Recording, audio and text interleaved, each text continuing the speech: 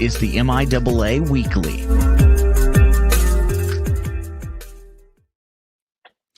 Welcome to the second edition of MIAA Weekly for 2024. I am Matt Witt, and I am joined by my expert of the MIAA, John Dykstra. How are you, John? Pretty happy that we didn't get canceled after week one. So, hey, here we're back. Well, you know what? We have plenty of weeks for that to still happen yet. But for those who don't know, I had a chance to go on down and visit the Kansas City area. I went down and went to 2 games. And I'm going to go ahead and kind of pull this on. I better explain what I'm talking about. I always do better with pictures, John, than I do with words. So this is perfect. But went down, as you can see, there's my big butt there in the middle of that top picture with my guy Chuck and Rod Barr, who takes pictures for us and for Northwest as well. And then I also went ahead and a few days later headed on down to watch the Gorillas play Ferris State with my guy Chuck. Notice we changed garments and everything, John. We knew that we were going to have multiple pictures taken, so we had to be ready. But Chuck stole Rod's shirt, but other than that. Yes, exactly. You see the way that happened there? He had to stand in the same position, but everything else was fine. But and you made a new friend in Pitt, it looks like. So yeah, I did. But we also, a lot of my visit was going to see our guy Brandon on Friday in rehabilitation. And for those who hadn't seen it before, maybe this is the first time seeing one of our shows. I'm longtime good friends with Brandon Meisner, and he and I had worked together very closely when he was doing stuff with us here at D2, and we're keeping the chair warm for him. Hope he does return at some point. I doubt that'll be this season. He's going through a lot with having a stroke in May, and we're all here to support him. And it was great to see Northwest Missouri State and also Minnesota State wearing the sticker on the back as well. I thought it was a great gesture by both teams there, John. Yeah, it's just really cool to see that, especially on that green Bearcat helmet that kind of helped get Brandon into D2 football to begin with, and to see those helmets back and to see that sticker on there that kind of signifies what he's meant to it. That's really classy by both teams, I thought. You know, at the game, John, I had people from both sides come up and ask me about Brandon. I had Maven Kretschke, defensive end from Mankato. I chatted with him after the game. He's one of their better players, and he asked me directly about how is Brandon doing. And so when I talked with Brandon on Friday, a day later after the contest, which we're going to talk about these games certainly, but Brandon did not know that this was happening. And so he was a little bit emotional about that in a real good way, and was, and then also, one of our longtime D2 guys, Bob Eblin, was with us for the weekend, our former national writer, and his son Noah plays for St. Pius with the football squad there, and went to their game on Friday, and Noah will be wearing one of those Brandon D2 stickers on the back of his helmet this season. And I tell you, Brandon was very touched by all of that. For all of you that don't know kind of the whole story with it, feel free to go to Brandon Meisner's GoFundMe page. We're still not quite at the target for that, so I'd be remiss if I didn't mention all of that while I've got a captive audience here. We will move forward with the show in a moment, but it's one of those things where, John, even at Pitt, when I was there, I had some people ask as well. So the MIAA definitely understands the situation with Brandon. That's for sure. The entire D2 country, it feels like he's far from just a regional guy. He cares about all of it, and that shows with the outreach of support that he's gotten. Absolutely. Well, let's go ahead. Let's take a look at the games for this last week. We're gonna review some of them. We have some video for, and we'll show that. We'll kind of talk our way through. Let's kind of start at the very top of our list. We've got Missouri Western, who won a game that we were not necessarily expecting to be quite this close. John, tell me a little bit about it. I mean, this was the only relief that Bearcat fans had as their game was going on. That at least Western was getting beat by Northeastern, but I mean, turnovers. It's the story of this game. Kane Donovan ended up winning that. We talked last week about Western's quarterback competition. Ended up being Kane Donovan, 129 yards passing, 1 touchdown, and 2 interceptions. I think they're going to want more production than that going forward from that spot.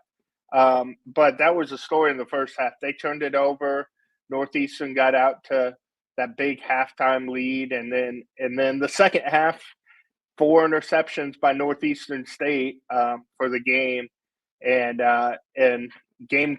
It's easy to flip a game like that, and obviously shut out Northeastern State in the second half, and Western was able to get the comeback and avoid what would have been a very damning loss for their any future hopes that they have this season. So bottom line for Western, it's a win. It's ugly, but it's a win, and you play on. Exactly. The next game we're going to take a look at on our list, Minnesota State and Northwest, we do have some video for. We're going to go ahead and pop that on here for a moment. You can go ahead and see the teams kind of meeting at midfield there. 95 degrees. It was super hot on the field. Mankato's Hayden Eckern scores on the ground. One of 4 scores he had on the ground. They went for 2 on a swinging gate, and that gate was open. Rich is kind of looking around like this is not the start I had planned. And Mankato kind of continues on with that quarterback power play right there. That all of a sudden they're chasing 2 scores, and it's looking like one of those kind of games, and not a lot of room to run for the Bearcats. Fumble here on one of the drives where that was really looking fruitful for a moment, and they find themselves down 22-0 at half. They get down another score before finally kind of getting off the canvas a little bit, hitting a deep shot here. And we had about a 6 or 7 minute stretch here, John, where all of a sudden Northwest made a big push, got within a score, but then Mankato just kind of really asserted themselves on an exclamation point on the final drive with Eckern scoring like that.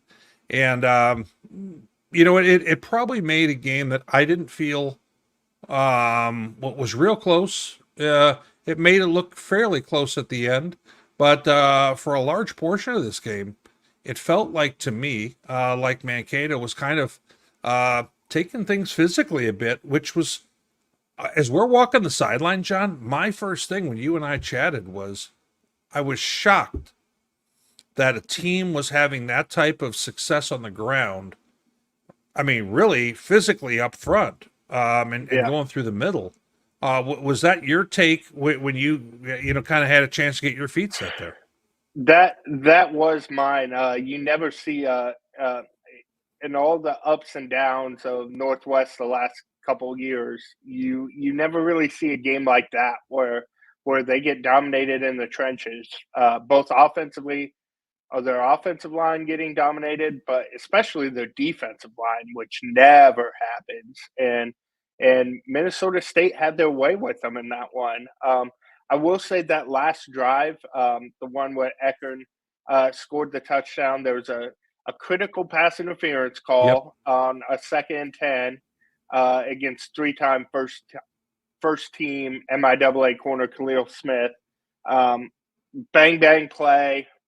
Rich Wright clearly felt one way about it in the press conference afterwards. But that – I mean, if that would have gone the other way and somehow they scored a touchdown there, and tied it or something, that would have been stealing that game because Minnesota State outplayed them for three quarters, clearly in that. And then once they got that penalty, they were still on the wrong side of midfield and drove the length of the field.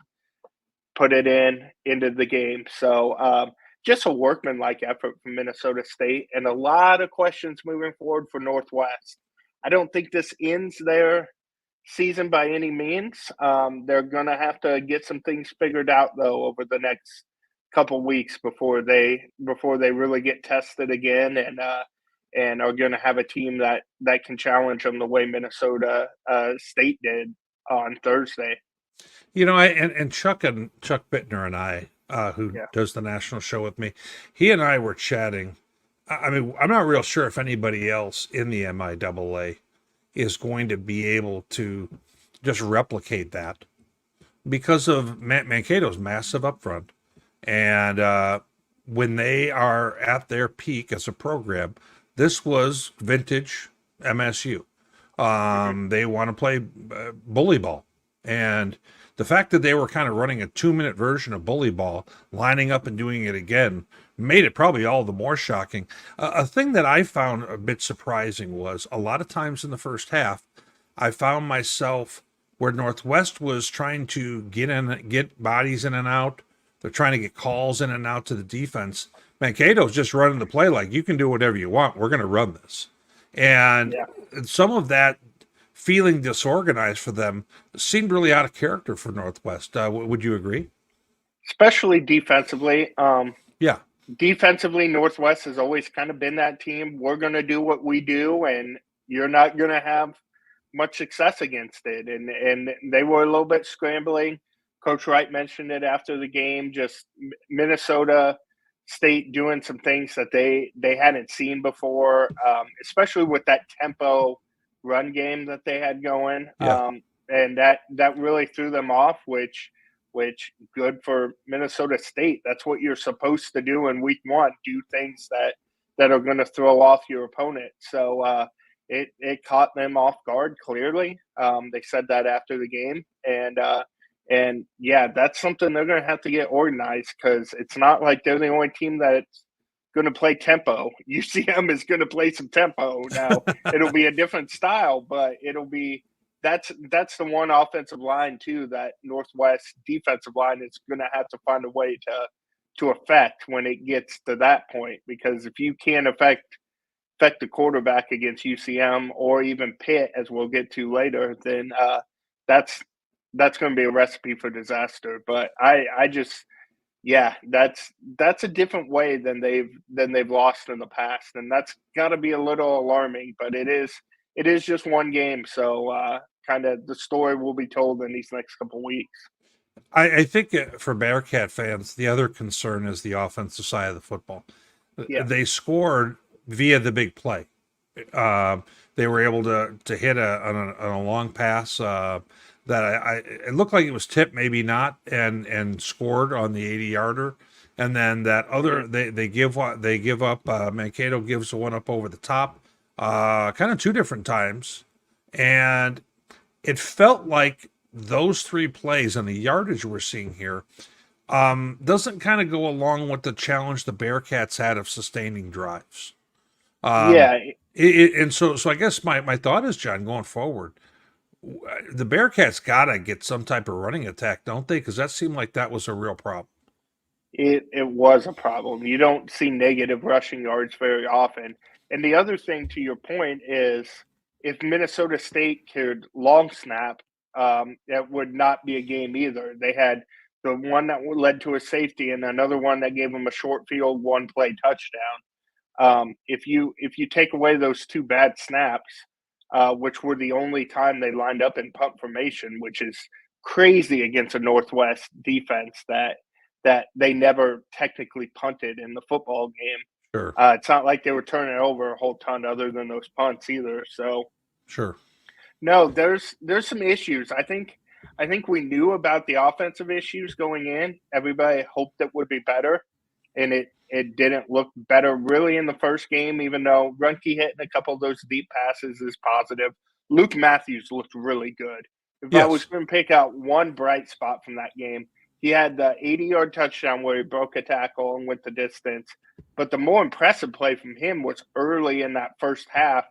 They kind of just chucked it up on I think it was a 3rd and long. Yep. and he came back to the ball and went up and got it. So he's a guy that's shown flashes, but never really been able to consistently do it. 5 catches for 140 yards is a really good start to his year. So it's if you're a Bearcat fan, you just gotta hope that the defense figures it out, because if they don't figure it out, then you've got no chance. But the offense, maybe there's signs that the passing game could come together. Yep. So that's kind of your silver lining in a. I mean, I said the Missouri Western game was ugly. If we're going the good, the bad, the ugly, this was just bad from Northwest and Right. not a pretty game. So yeah, lot to work on with a road trip looming to Kearney this week. So perfect cue there, Speaking John. of Kearney, Unintentionally, we've got Nebraska Kearney 18-6 over Shadron. I know the Shadron quarterbacks were finding the other jersey a little bit in this one. Kearney ends up getting right out of the gate with a good win for them, in-state win and everything else. Any other thoughts about that one for us? I mean, Reagan Jones just came out and he didn't screw it up. 12 for 21, 180 yards, 2 touchdowns, no picks. That's what you need. You had a running back, Isaiah Harris, really step up with 121 yards on the ground. So you kind of learned a little bit about Kearney's offense, which we had a lot of question marks going into the season. Sure. Now it is Shadron State. Like we said last week, it's a must win because this is probably the easiest game on your schedule. So you got the one you needed to get. Mission accomplished. Now you get MIAA play and it gets a little more real here. So it'll be interesting to see moving forward if they can sustain that success. Well, in addition to a quarterback in a new era with a program like Kearney, we've got Emporia State, and all of a sudden we've got a new era right there with Gunnar Gundy. They hosted Washburn and seemed like they got off to a pretty good start here. Yeah. Oh well, the start actually wasn't the strong part there. That's true. Yeah, it was. At halftime, we were all kind of looking at that and like 6-0 at halftime. What does that really mean? Obviously, Gunnar isn't Braden Gleason out there if he can only put up 6 points. Well, he got it figured out as the game went on. 27 for 41, nearly 300 yards, 3 touchdowns, a pick, and 99 yards rushing on the ground. So that rushing element is real interesting to me because Gleason could do it a little bit, but he wasn't a 99-yard type guy on the ground. So if Gunnar brings that to the mix along with the passing, this offense, like we said, Garen Higgins is always going to figure stuff out on that side of the ball, and it looks like they could figure it out. And yeah, just receiving too. I will point out that Tyler Common, who we hyped as one of the best receivers, they put up all that production, 2 catches, 8 yards, 1 touchdown for Tyler Common. So he was the 9th leading receiver for the team as a returning All-American. So that was okay, John, because he was going against me in fantasy. So sometimes that kind of thing is welcomed on my side. He got the touchdown at least for whoever you were going against, but didn't do much else. So lots of good things about Emporia's offense. Right. Washburn, from their perspective, I think there were some good things. Sam Van Dyne, their starting quarterback, didn't play. He got hurt. It seems like it might be a long-term thing for him. So that's unfortunate. He played as a true freshman last year. So, Washburn, we'll see as it goes forward with them. I think they saw some good things, especially defensively that first half, but long ways to go still for Washburn for sure. Then Missouri Southern traveled on down to Wichita Falls, if my memory serves me correct, in Texas for Midwestern State. You and I were both kind of on the believers, the hype train from the end of last year, and that train is derailing early for us, John, with a loss against a Midwestern State team that we thought was going to be middle of the pack Lone Star. What was your take there? Yeah, I mean, it was a back and forth weird game too. It was 11-11 in the fourth quarter, a score you don't see all the time. They just couldn't get that offense really going at all. I was expecting more from that. Luke Sampson was fine, 15 of 26 for 126, no touchdowns, a pick. Um, my the Nathan Glades, I talked about him last week on here as the running back. He did not play. He was injured last year, so that would be concerning as far as them trying to make that jump if they don't have him, because I think he's a really good running back. So yeah, defensively, Atiba had the boys playing well, but you got to score more than 11 points to win in college football these days, and they weren't able to get it done. So that'll be interesting moving forward to see if that's a Midwestern State thing or if that's a Missouri Southern's offense thing. And we had a few other what I'm going to call kind of higher profile games. We had Angelo State traveling to Fort Hays State. Game that got a little bit delayed. Tell us a little bit about what went down with that, John, and kind of how this played out. Yeah, you can play football in a lot of conditions, but not lightning. So we had lightning, and they ended up having to push that back from a Thursday night game to a 1:30 kickoff on Friday, which that's going to be hard to fill the stadium there. I was listening and following along with Gerard Welbrock, their radio voice, and he said as the game went on, more people started showing up as they got off work and they got out of class, but not many people there, I think, early in that one. So, but he showed up, 14 first quarter points, finding a way to get it done. They were Jack Dawson was really sharp early in that game, and Shane Watts too. You've got the two Watts brothers there, and Shane was the one that was getting it done through the air. His brother was their leading receiver last year, but Shane had a couple nice catches too, and they can obviously do it all. They're both kind of that scat back type. So good things from Hayes' offense, I think, and their defense was just solid all night. Kind of allowed Angelo to shoot themselves in the foot, and Angelo obliged for much of the game. So really, really a good performance. I think if they get that kind of production from Dawson all year and from Watts, they're going to be a tough team to beat because that defense is going to be there all year long.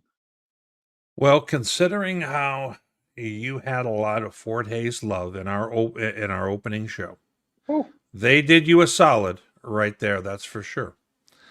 Let's go ahead and kind of move on into the next game that we were looking at. Pitt State and Ferris. We're going to go ahead. We've kind of looked at our list. We're all the way to the last game there. This one took place Saturday evening game, and you could see from the photo before, I had a chance to go there, and I was literally walking right up with the gorilla walk and the whole deal. And we also had we have some new helmets, John, for Pitt State. Okay, give me your thoughts on the helmet. Okay, I get to start on the helmet. Well, you got to win over Ferris State in them, so I think they're a winning helmet, and you keep them. I'm not a huge fan of I just really like the script Pitt and the red. Like, I'm not a huge fan. I guess every once in a while, if you want to throw out the gorilla helmet, you can. I mean, I just feel like there are a lot more interesting things to do with a gorilla than just to put the side shot of them on the side of a helmet. But you had to be pretty close to see it clearly. I'll be real frank. To see what it was. Looked like a pi sign in math.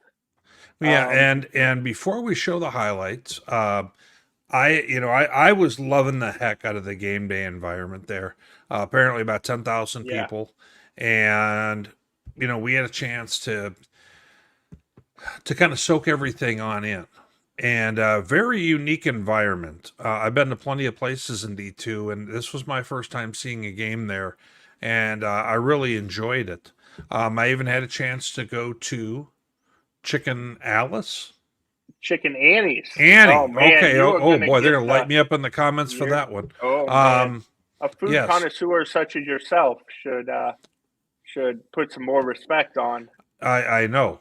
But keep in mind, on the national show, gave him free advertising. John had a picture with me next to it. I mean, if that doesn't put people in the seats, I don't know what does. But so very good chicken. Okay. First off, I sit down. Have you eaten there before, John? I have not. I'm always kind of in and out of Pitt, so I haven't gotten to. It's been highly recommended by other people though, so I'm curious to get your take on it. Well, they start you off with a loaf of about a half a loaf of bread. Okay. Smart, get you filled up before. Yeah. I fell for it, and so Bob Eblin and I were there, and it's not necessarily the white tablecloth kind of place, if you know what I mean. Yeah. Which I'm fine with. Yeah, I was going to say you're not a white tablecloth type of guy, unless no, white tablecloth. No, I'm the kind of guy who needs a handful of napkins, is who I am. But so Bob and I are there. Went ahead, got a few pieces of chicken, got mashed potatoes, doubled up on the potatoes by getting a baked potato. If we're gonna score this out of 10, kind of like the pizza ranking guy does, I'm gonna give this an 8.2 out of 10. My world, anything in an 8 or higher is food that you would travel for. Okay. So if we're below that, I ate with you for the first time this weekend, but I feel like you're a tough food grader by nature. Oh, yeah. Okay, wait. And that was at Palms in Maryville. I got to give them a number 2, don't I? You do. That burger was outstanding, by the way. Robust burger at Palms. The fries, I don't remember, so that's probably not a great thing. But we're going to land with Palms. They didn't have lemonade. I sense that kind of was a bee in your bonnet a little bit. Yeah, bee in my bonnet. I like that. We're going to call that a 7.9, John. Okay. Meaning I would, if I had those two side by side, we're doing the chicken thing first, but yeah, it was Maryville really that close. Win this weekend, I guess. Yeah. So you couldn't throw Maryville for those tuning in right now, this is Witt's food review, and how much I can throw down my gullet. No, we'll get back on to football, because if this was a live show, I would be getting roasted for sure in the comments. So you teased the highlights, and then we went to food. I know. Now, by the way, there was a game being played down there. Let's go ahead and take a look at those highlights. And we've got the grill. That was that same person who took the picture with me. He was telling Coach about it. It was a pretty big deal to him, I'm sure. Ferris State trying to make the field their own, and quarterback number 2, honestly. Number 1 Trinidad today, Chambliss apparently. had not such a great day. Got picked twice. Never looked real comfortable in there. The Gorillas played fantastic against him. 4 field goals in this one. They just kind of kept tacking them on and taking advantage of their opportunities. Carson Gulker comes in for Ferris State, who we thought would for sure be the starting quarterback, gets their best play from scrimmage on the ground in their 1 first down they had in the first half. Fumbles it, though. Nice throw and catch here. This guy right here, William Huggins, he's going to become a guy, a transfer from KU. I think you're going to be talking about him a little bit more, all 6'7" of him. Yeah. Let's say if you were a lover of offense, this was not a modern art masterpiece. But if you like defense a lot, and especially the home team playing defense, and by the way, credit to Ferris, they bowled their neck a bunch of times and kept Pitt from getting in. The final time when Pitt did get in, they had fumbled it away. Ferris had on the kickoff, and Pitt was basically in the red zone there. So I thought Pitt played very good defense and kind of made sure that Ferris never got anything going. They tackled really well.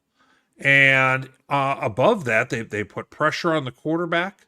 I think I was not a fan of the tactically for Ferris that they didn't go with who I think is their best quarterback, Carson Gulker, who's got a lot of experience and a lot of touchdowns that he's scored over the years.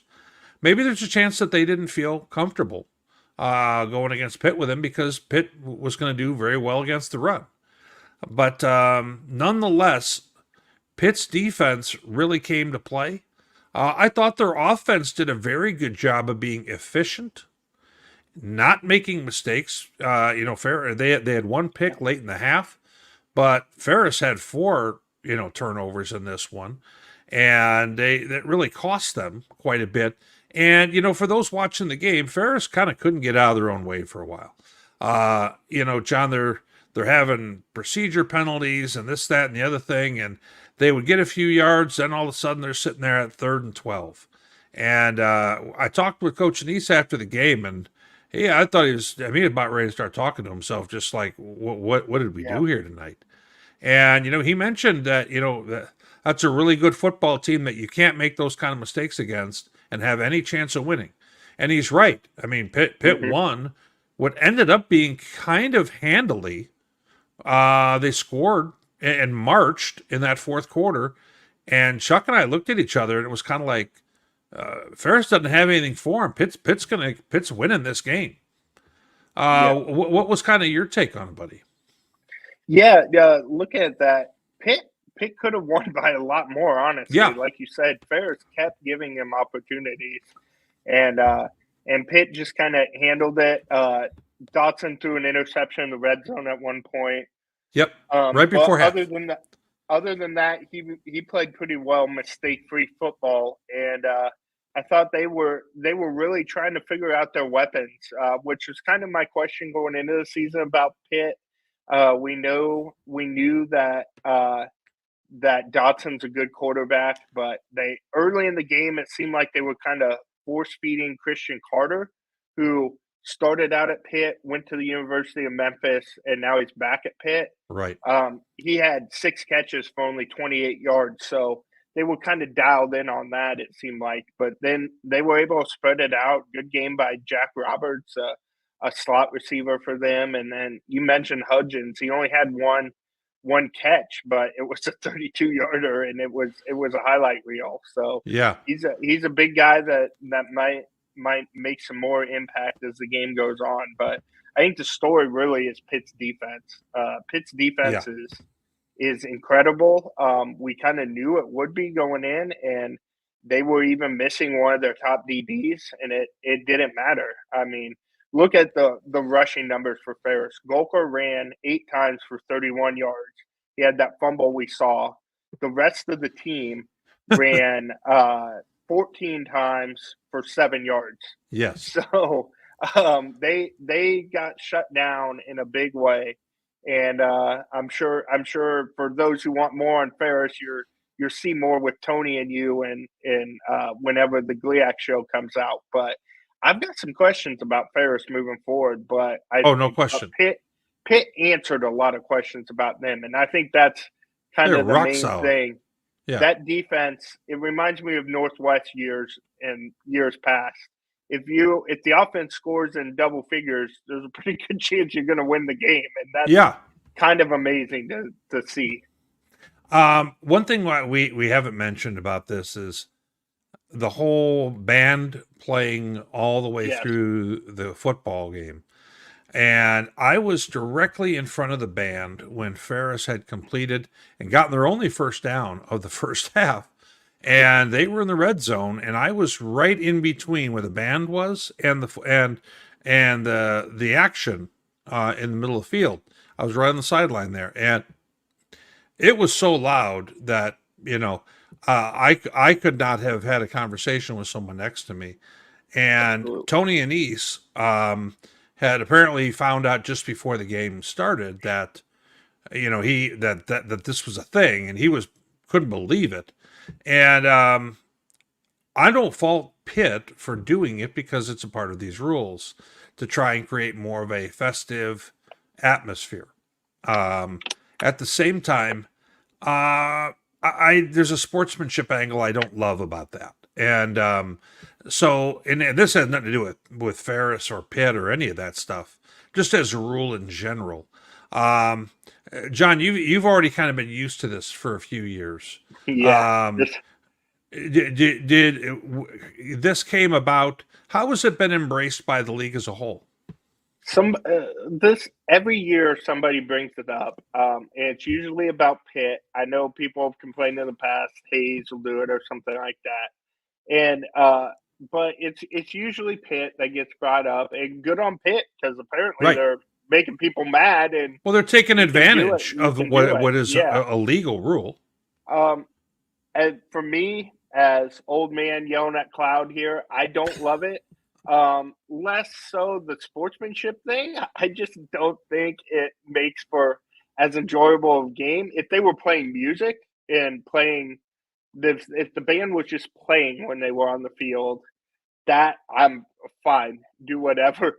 Most of the time, they're just making noise, Right. Right. which and they're blowing sounds into the horn. And for me, that just makes it less fun to watch a football game when I'm standing in front of them.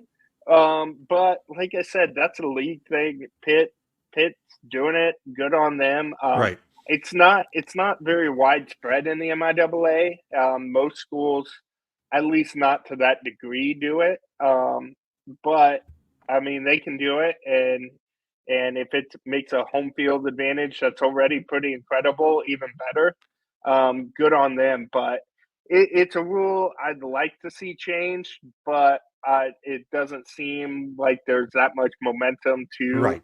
make it a rule. So I'm not really holding my breath on it, and kind of gotten used to it at this point. But it seems like I said earlier, one game a year that'll get brought up by somebody. I know Northwest didn't like it 2 years ago when they lost on a 2 point conversion attempt there, and that was brought up after. But at this point, people know it's going to happen. It'll be interesting now that we have non-conference games. More Yeah. people are going to be in the Tony Anise role of maybe not knowing going in. But it is what it is at this point. Kind of Well, is and my stance.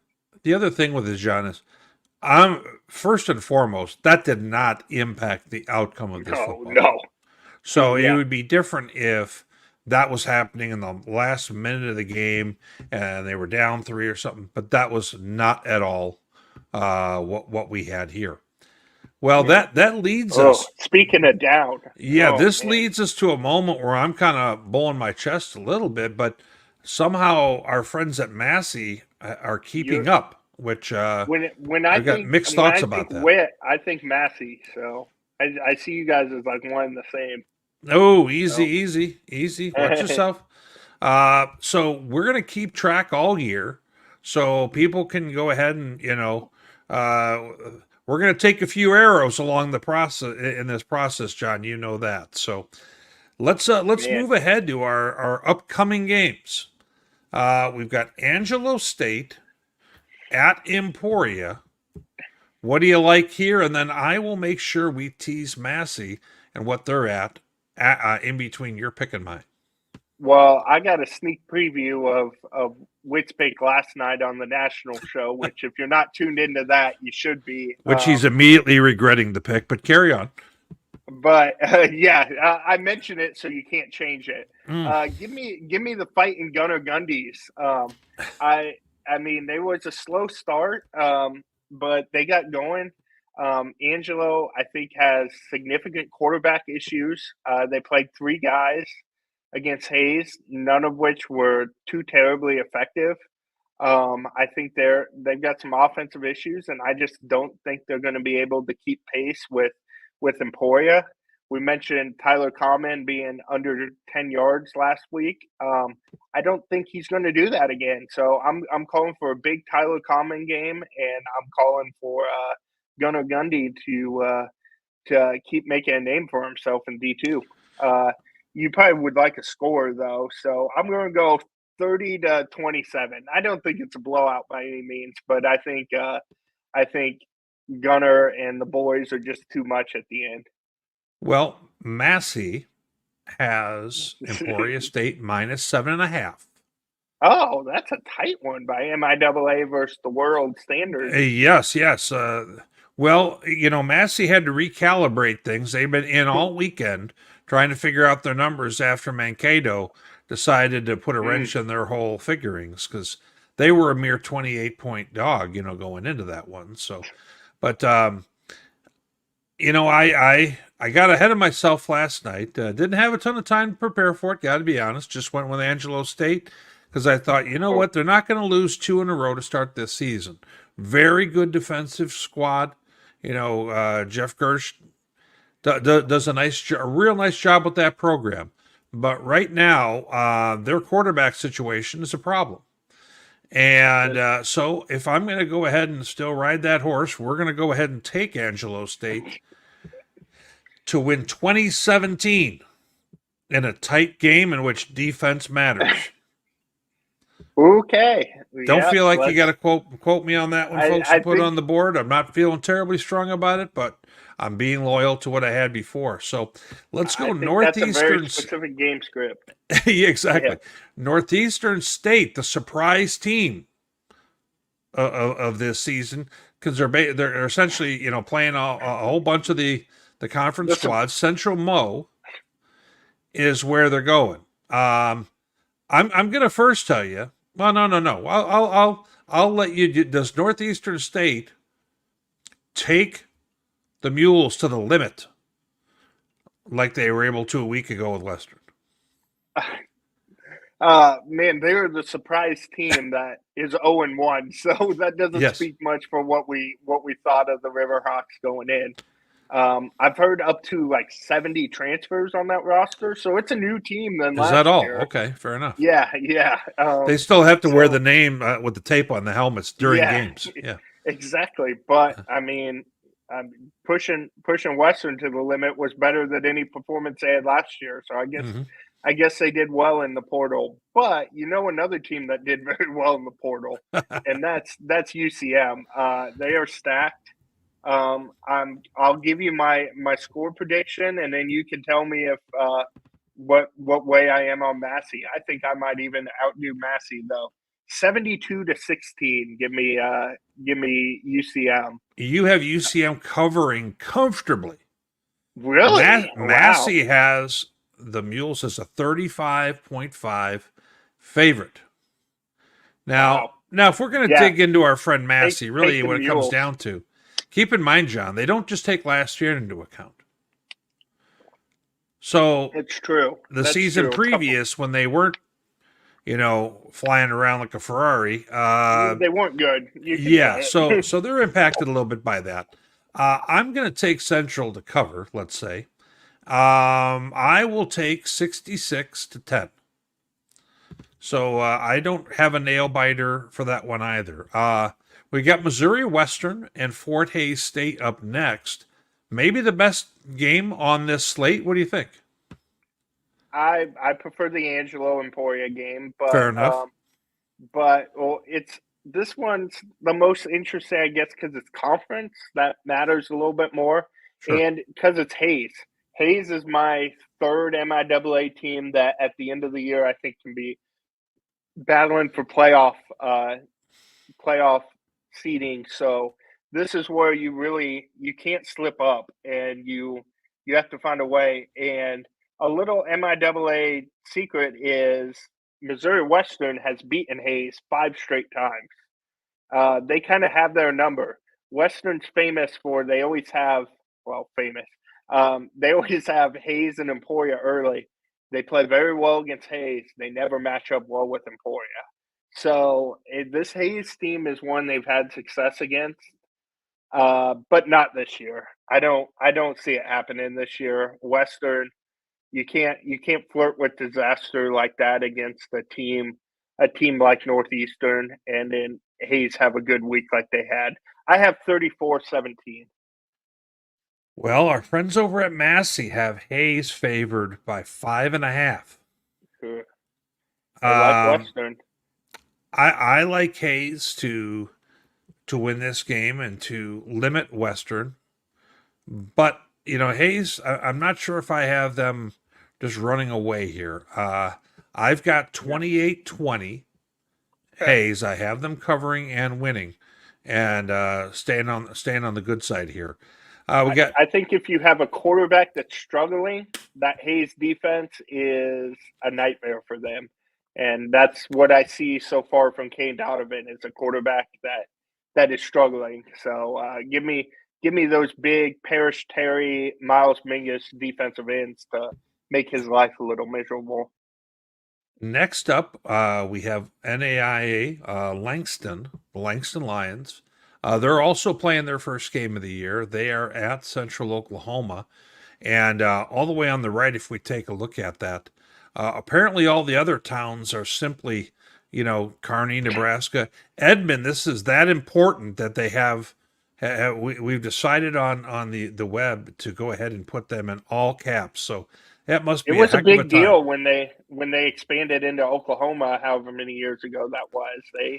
They had to sign away some things to the state of Oklahoma for that. And don't get me wrong, Edmond, Oklahoma is a great city. It's just north, of course, of Okie city. Oklahoma Great City, yeah. suburb. But I love their waterfall. Their waterfall is must see. yes, Yes. I have stopped there on the way back from Okay. our Texas trip. Just this last year, we stopped there and took a look at the stadium. They were doing some new stuff to it. That is one of the top 10 stadiums in Division Two. So It's an incredible stadium. And just Yep. in terms of the stadium itself, it is the best stadium in the MIAA, and it's not particularly close.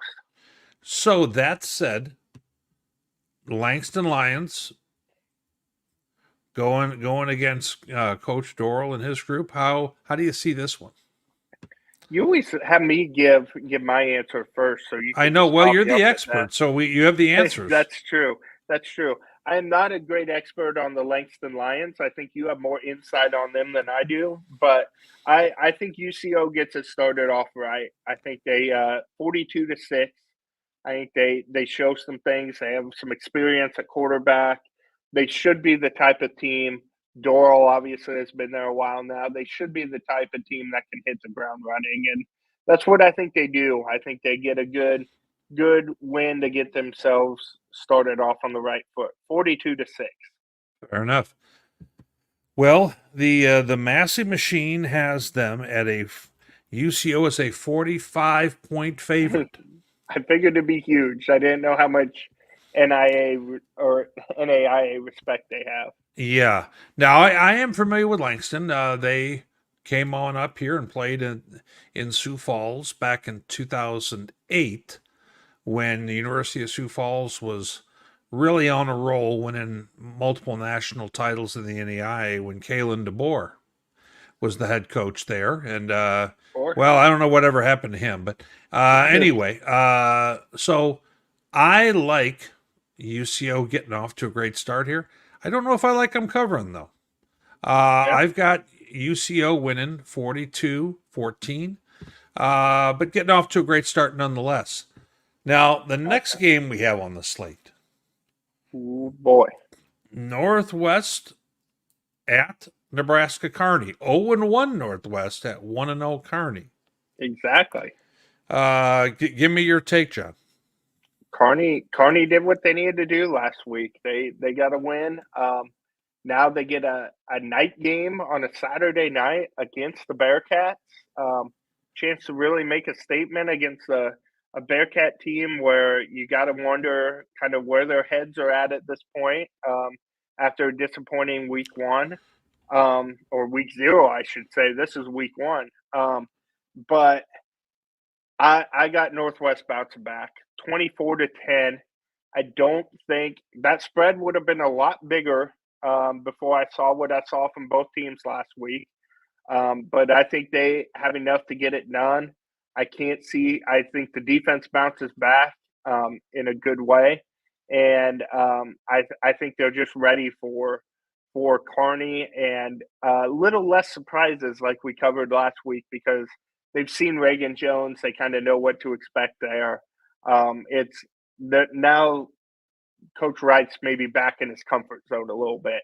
24-10. Well, Massey has the Bearcats as a 9.5 favorite. Okay. which They have Kearney as the number 10 team in the country, though, right? So, wrap your head around that.